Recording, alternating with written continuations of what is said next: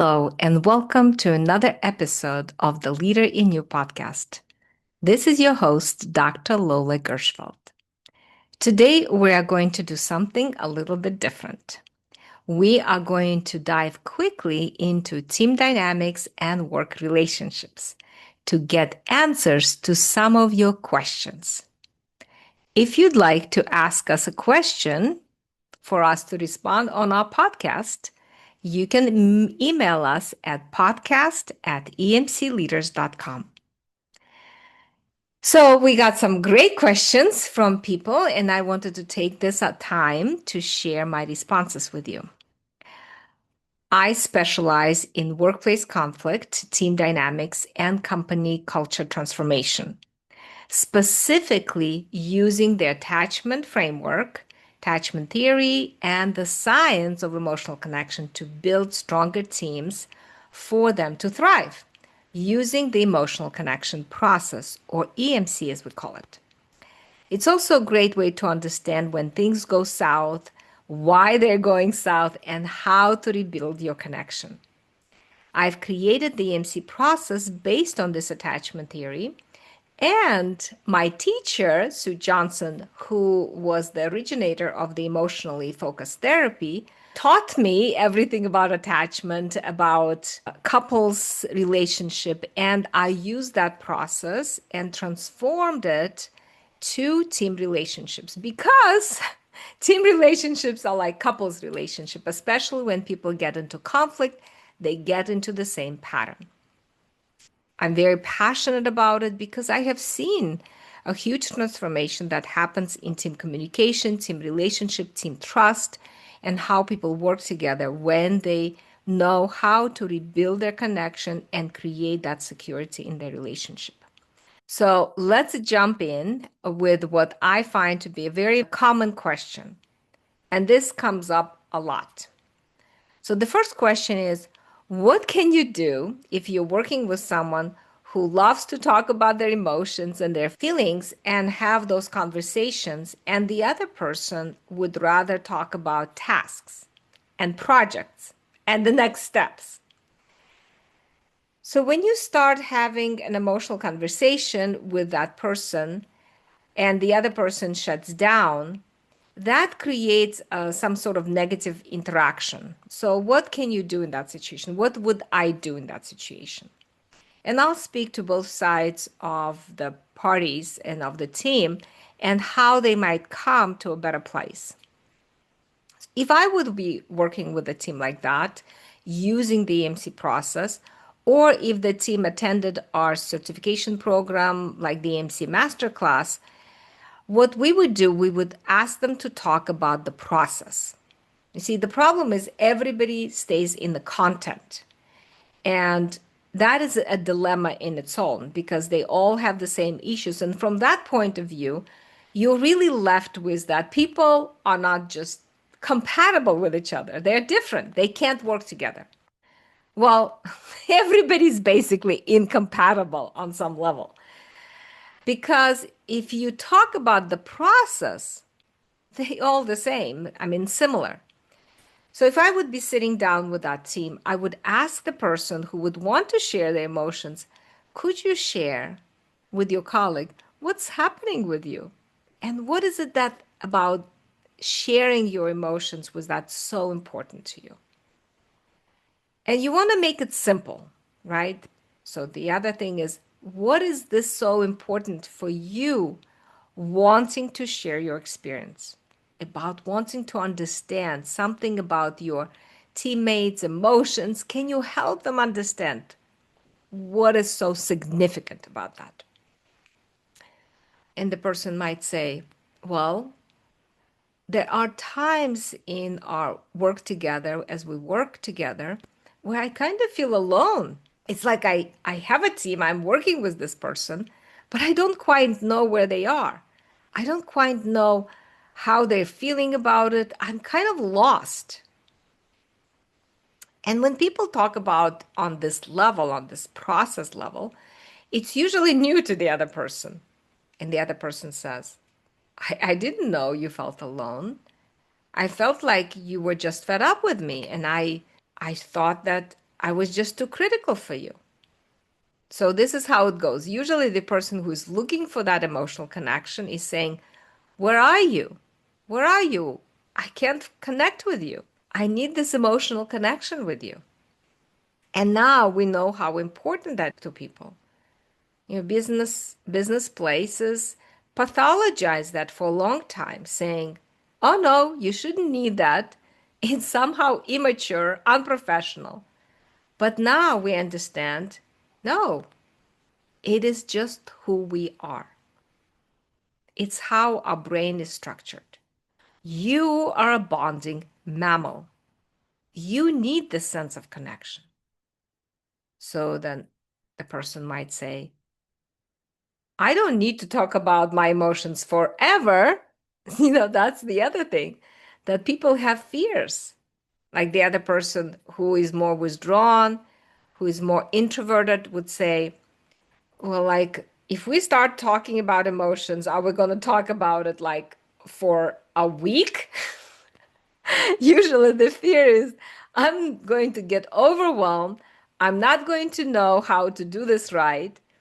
So it's important that the person who wants to talk about this emotional need to say, no, no, we don't need to talk about it for a week. I just want to check in with you. I want to know that you care about our connection, about our relationship.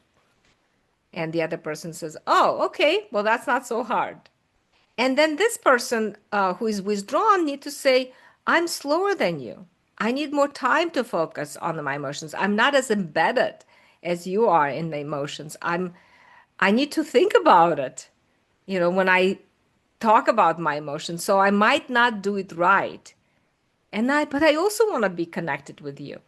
See, that's very important because the sense is you want to be connected to me, but I don't want to be connected to you. No, we all want to be connected because we work together and we depend on each other. So there's always longing for that connection. That is very, very important to understand. That the point is, if you can talk about what your needs are, what your softer feelings are, and the other person can be responsive to those needs, and vice versa, you can deal with all kinds of differences. The tricky part is that is not what happens because we don't get trained in it. What happens is we get stuck. We get stuck. The person who wants to get connection gets upset and angry and says, you're always busy. You never have time to talk. And that's very challenging as it comes across as accusation, as attack, right? And the other person starts to feel like they're failing, they can't do anything right. Their teammates is disappointed or their manager is disappointed. And they say, well, I don't want to talk to you right now. I'm busy. So they shut down. And the more they shut down, the more the other person gets anxious and upset. And so that is what gets so many people in teams get stuck in these perpetual negative cycles. And that's what we try to lay out in our book, Emotional Connection, because so many people don't understand that we really get trapped. We really get trapped in these negative dances, and these negative dances take us over. And before you know where you are, the other person start to look like the enemy. They look so different from the person you when they were hired or when you started working with them. It's so different, and you have no idea what happened. I just want you to think about it, and it's not really about the gender, because I worked with teams where the man was saying, I want to talk, I want to understand what's going on in our communication. And it was the woman who was saying, what are you talking about? I come to work, I do my job, I have a lot on my plate. What else do you want?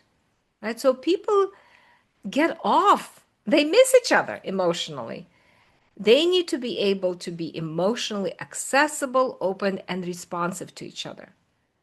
It's not making cognitive deals, it's not talking about negotiation. It's about being able to share what's going on with you and respond. So the next question is, how do we avoid pathologizing the other person who is less emotionally oriented? I think what we've learned over the years in using the EMC process is that we think of emotions and how we deal with emotions as somehow random or irrational. And what we've learned over the years is that emotions are not irrational. For start, there's always a good reason why people feel the way they feel. There's always a good reason why you feel the way you feel. Emotions are what telling us about what matters to us in the world, what is important to us in the survival. We have to learn how to focus and understand about emotions in a certain way. And when people use whatever they use, it is really how they've learned to survive. So I remember working with this executive team where the director of engineering would shut down when his peer, chief financial officer, would yell at him. And if he's going to share what's happening to him, he had to do very slowly, and he couldn't even look at her. When he heard her yell, where the music to their dance was all kinds of hostility and aggression, his brain would go into alarm and his brain would start looking for ways out. And he couldn't tell that CFO, but he needed to do that. So he would just freeze and he would go still and silent.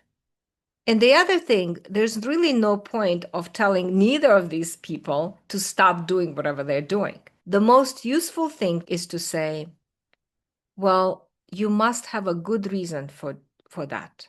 Obviously, that was important for you to be able to do that right now. Can you tell your CFO what happens to you in those moments? How can she understand what triggers you to immediately shut down?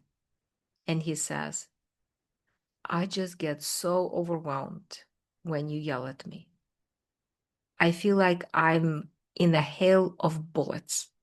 And he couldn't look at her, he had to look down. When he finally raised his eyes, he saw tears running down her cheeks. And she said, I had no idea that you feel this way. Every time you shut down, I feel so panicked. And he says, I didn't know that you felt panic. I guess I feel like when I feel like I'm in a hail of bullets, the only way I can protect myself is to shut down. And listen to his image. I'm in a hail of bullets. I'm going to get hurt. So we must not pathologize people who have certain ways of regulating their emotions. And the other thing about it is if we accept them and if we understand them, people can then understand themselves better. They will start to feel safer. So relatively withdrawn people can learn to come out and share what's happening inside and how to share their emotions safely. And the people who feel alone and desperately need emotional connection, those people understand and learn how to trust another person, not to have everything urgent all the time. They can translate into, I know this person cares about me. I'm going to give them some space so they can finish whatever they're doing and they will come back to me and talk to me. They will be willing to be there for me.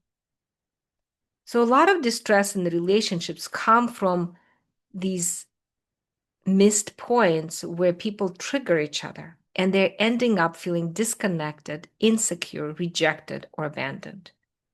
As human beings, what people don't get is that feeling of rejection and abandoned by someone you count on, your brain translates that as a danger cue.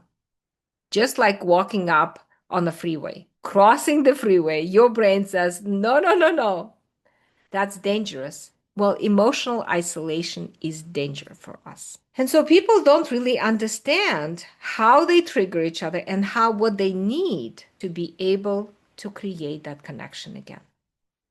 So how do you actually teach the less emotional person to stay emotionally present? Well, I remember watching Dan Siegel talk about the time when he was doing mindfulness work with someone who was in their 80s or 90s. And they walk that person up to their physical sensation and their emotional experience. And suddenly, the world was a rich place for them where they really wanted to be there. They really enjoyed it more. It's not to say that it's required, but I think that's when people are willing to dip their toes into the water, they find more understanding about themselves. Because relationships are all about emotions. Relationship is a dance, interaction is a dance, and emotion is the music of the dance. So when I work with a team and one person says something like, well, sometimes I think about leaving. I get so lost and disconnected. I feel like my work is not being valued. I'm not valued. I just think I need to leave, find another job. And I say to the other person, what happens to you when you hear that? And they say, oh, nothing. I mean, I deal with it respectfully, but the bottom line is it's impossible that they don't feel anything. If you care about the person and you're not dead, and if you're not lizard, you depend on them, your mammalian brain will respond to it. Your mammalian brain that losing that person who you depend on, who is a huge resource for you, is a danger cue. And your nervous system will sing that song. So when people says, no, I feel nothing, I just say, aha, thank you for sharing. Let's do this again. So she turned to you and she says, and I run this past by their amygdala again. And they say, well, I don't know, maybe I do feel kind of sad because I don't know what else to do. I don't know how to make this person happy. So now we open up the whole thing, then the new conversation. We haven't taught people to trust their emotions and listen to them and make them their friend. We haven't taught managers, team members, leaders to do that. What we taught is that emotions somehow dangerous, they're getting out of control, they're associated with weakness or immaturity, and it's completely wrong. And actually, the bottom line is it's our emotions that organize our inner world. It's our emotions that organize the signals we send to each other and the way we dance together. So, from our point of view, from the attachment point of view, we might as well get to understand emotions and make emotion as our friend. And when we use the emotional connection process, it really helps us to do that. Okay, so the next question is, if there was one thing you can do today to infuse team relationship with some positive energy, if you would just turn off this podcast and do it today, what would that be? Well, first of all, there are so many things you can do. Well, you can get on our website, emcleaders.com, and check out our programs and check out our books. But with what we see when teams have repaired the relationship and they go through our training programs is that they're able to reach for each other. They reach for each other and they risk sharing. That's what we want them to do. When relationships are working, we want people to be able to reach for each other and know they can respond. So I remember doing this team intensive session, and this young woman was helping me out. And at some point toward the end, she was talking, and suddenly I saw this emotional music change and her face change. And I suddenly felt this in my body that there was something going on. She was in pain. She wasn't chatting anymore. She was literally feeling the pain. And sometimes we don't know what the best approach is. We don't know, we don't want to embarrass the person. We don't know what to say. So I just had this incredible feeling that she was vulnerable. So I reached out to her. And what did I do? I didn't want to embarrass her. So I just went around the table and I sat beside her. I put my hand on her arm and I looked at her. What was I saying to her? We do so much with nonverbals. What I said to her with my eyes was, I see that you're in pain. And she turned into me for a minute Some other people at the table might have not even noticed, but she just turned to me and put her hand on my hand. And it was like, I see you. I see you. I care that you are there. So I reached to her, and it's like my whole body to me said, thank you. Thank you for this. And people love this. We do this with our babies, we do this with our dogs. We forget to do this with adults. I remember having these two Maltese, Cutie and Sweetie, and whenever they would see me, they would come and wiggle their tails and they would want to play. And I would say, oh, you want to play with me, right? You're such a cute dogs.